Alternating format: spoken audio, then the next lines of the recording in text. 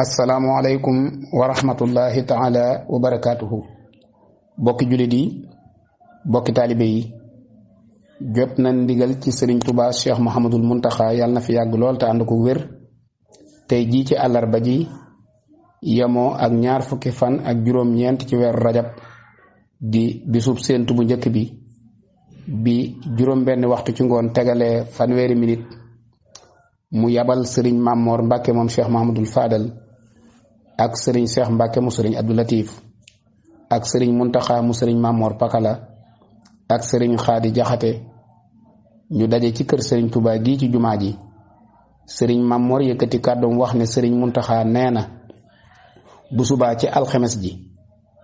la bëgg fa ab murit ma ne ci biir réew mi ak bitim réew nag la wax na ñépp maase ci jàng alxuraan.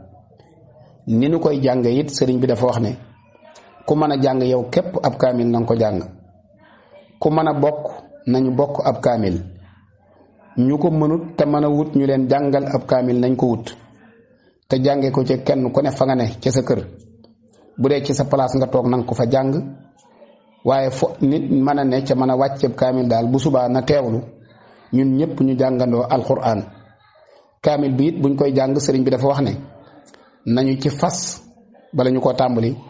ne ñoo ngi fas yéenee sant la sëriñ Touba yàlla mi ko bind,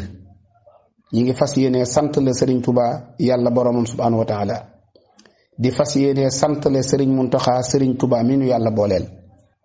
suñu fasee ñaar yooyu ba noppi nañu ci boole jàng xasida, waaye nañu ci boole bernde ci képp ku ko man. suñu ci noppee nan ñaan yàlla